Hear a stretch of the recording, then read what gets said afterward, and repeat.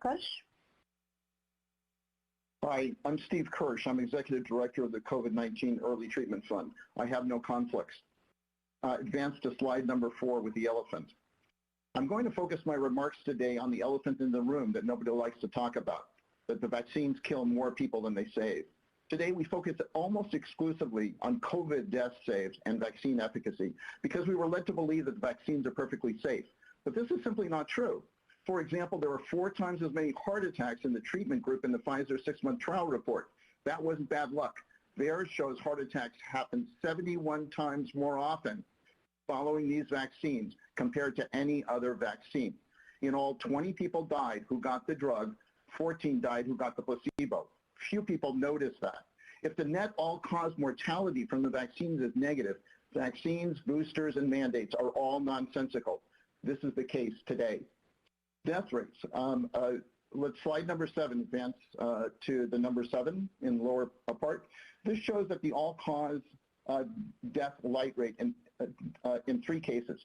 Only the VAERS numbers are statistically significant, but the other numbers are troubling. Even if the vaccines had 100% protection, it still means we kill 2 people to save 1 life. 4 experts did analyses using completely different non-US data sources, and all of them came up with approximately the same number of excess vaccine-related deaths, about 411 deaths per million doses. That translates into 150,000 people have died. Next slide would be slide number 11, the nursing home. Now, the real numbers confirm that we kill more than we save, and I would love everyone to look at the Israel Ministry of Health data on the 90-plus-year-olds, where we went from a 94.4% vaccinated group to 82.9% vaccinated in the last 4 months. In the most optimistic scenario, it means that 50% of the vaccinated people died and 0% of unvaccinated people died. Unless you can explain that to the American public, you cannot approve the boosters. Slide number 16, please, myocarditis. The paper just posted yesterday on medRxiv entitled mRNA COVID-19 Vaccination and Development of CMR Confirmed Myopericarditis shows that the myopericarditis risk was 1 in 1,000. And that's an overall age range from 18 to 65, mean age of 33. It is not inconsistent with what the VAERS shows. Next slide would be slide number 18, gaming of the trial.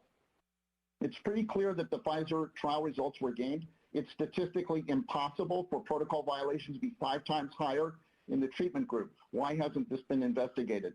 Slide number 19. Maddie DeGray was 12 when she enrolled in the Pfizer phase 3 trial for kids. Now she's paralyzed for life. It wasn't reported in the Pfizer results. I told Janet Woodcock there was no investigation. Please tell us why this fraud was not investigated. And finally, slide number 20, please. Early treatments are a much better alternative to boosters. The proof is that in Israel, cases are at an all-time high.